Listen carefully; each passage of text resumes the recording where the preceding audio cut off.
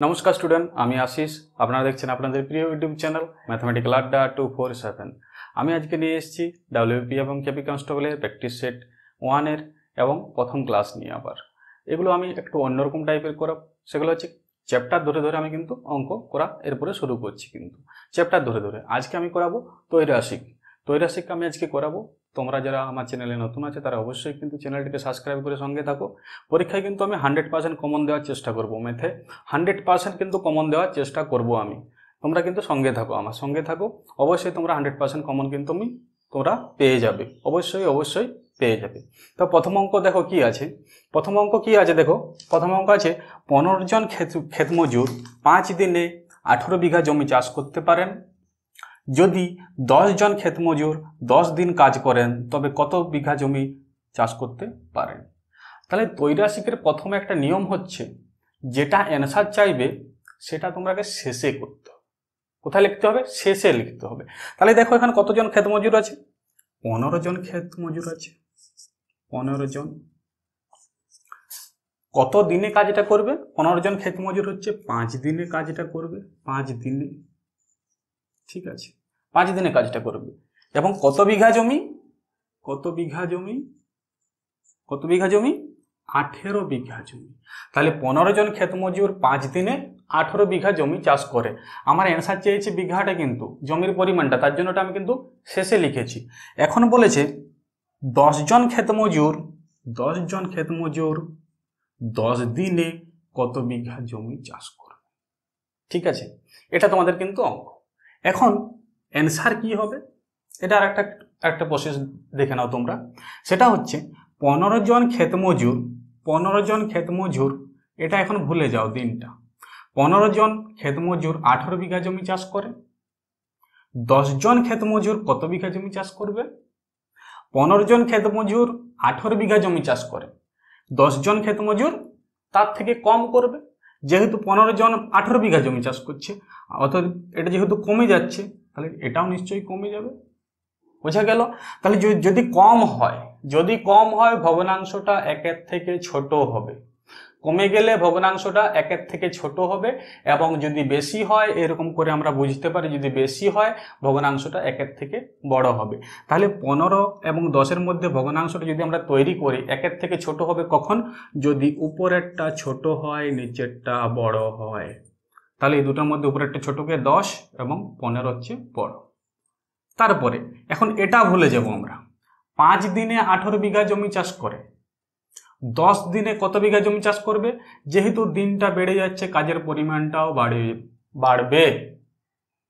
5 দিনে 18 বিঘা জমি চাষ করে, তাহলে 10 দিনে নিশ্চয়ই বেশি চাষ করবে। তাহলে 10 দিনে কত চাষ করবে? বেশি চাষ করবে। তাহলে ভগ্নাংশটা 1-এর থেকে বড় হবে। তাহলে ভগ্নাংশটা যদি 1-এর থেকে বড় হয়, 5 আর 10-এর মধ্যে কি হবে? 10/5 ইন্টু লাস্টে যেটা থাকবে সেটা। কাটাকাটি করছি, দেখো 5 2 10, 5 3 15, 5 2 10, 5 1 5, 3 6 18। তাহলে 2 2 4, 4 6 24 বিঘা। 24 বিঘা তোমাদের অ্যান্সার। অপশন দেখো, অপশন আছে ক। অপশন তোমাদের ক এখানে দেখা আছে, এটা অপশন ক। অঙ্ক কিন্তু খুব সোজাভাবে আমি করাবো, তোমরা বুঝতে অবশ্যই কিন্তু পারবে। চলো নেক্সট অঙ্কে যাওয়া যাক। নেক্সট অঙ্ক দেখো কি আছে। নেক্সট অঙ্ক আছে রেলপথে 250 কিমি পথ ভ্রমণ করতে ভাড়া লাগে 9 টাকা 50 পয়সা। এখন বলেছে 57 টাকায় সে, মানে 57 টাকার বিনিময়ে সে কত দূর পথ যেতে পারবে। তাহলে এখানে কত দূর পথ যেতে চাইবে, মানে যেটা অ্যান্সার চেয়েছে সেটা হলো কিলোমিটারটা।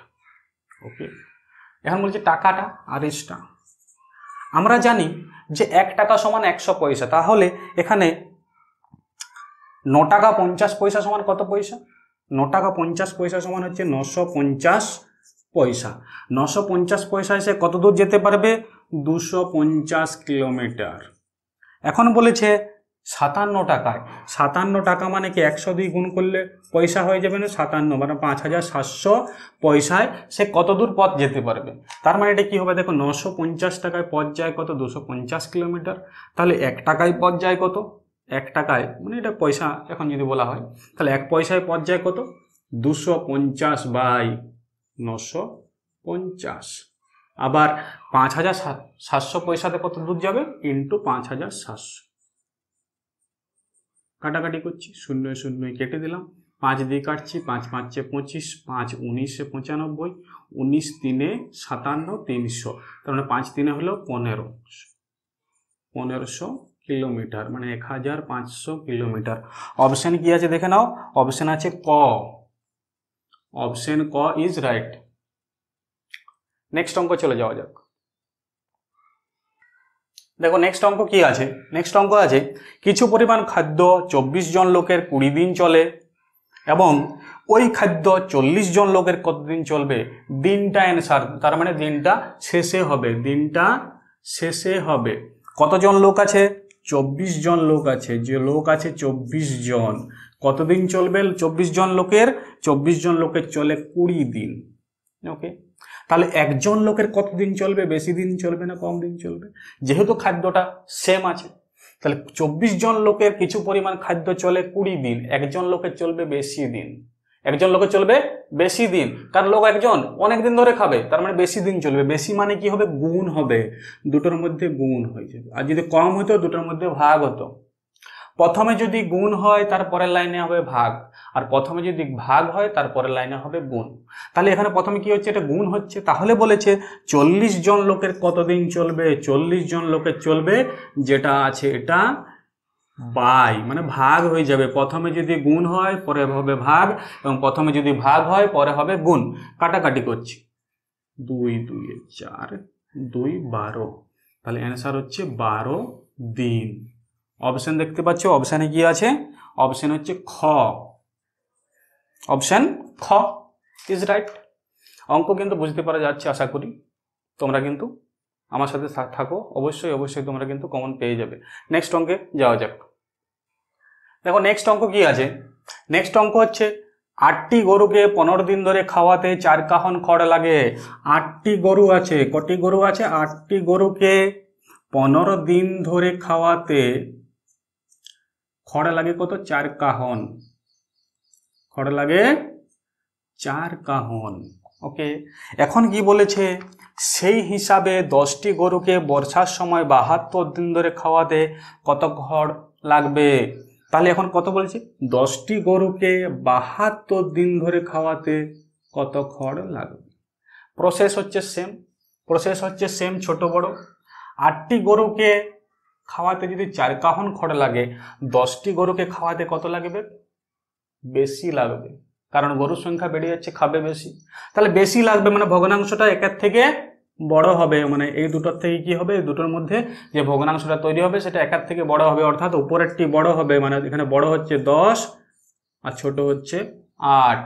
ওকে, নেক্সট পার্ট, 15 দিন ধরে খাওয়াতে 4 কাহন খড় লাগে, সেম পরিমাণ গরুকে 15 দিন ধরে খাওয়াতে 4 কাহন খড় লাগে, সেম পরিমাণ গরুকে 72 দিন ধরে খাওয়াতে বেশি খড় লাগবে।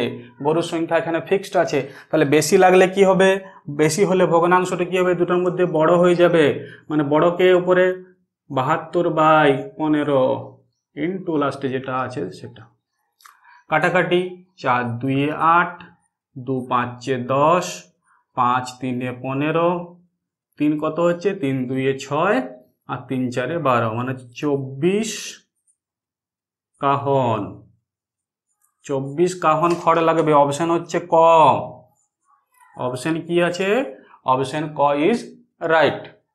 আশা করছি অঙ্ক বোঝা যাচ্ছে কিন্তু কেমন। নেক্সট অঙ্ক, নেক্সট অঙ্ক কিন্তু খুব ইম্পর্টেন্ট অঙ্ক, খুব খুব very very important, very very important অঙ্ক, ভেরি ভেরি ইম্পর্টেন্ট অঙ্ক। নেক্সট অঙ্ক কিন্তু, নেক্সট অঙ্ক দেখো কি আছে, 5 অশ্ব শক্তি সম্পন্ন একটি পাম্প 8 ঘন্টা কাজ করে 36,000 লিটার কিন্তু জল সেচ করে।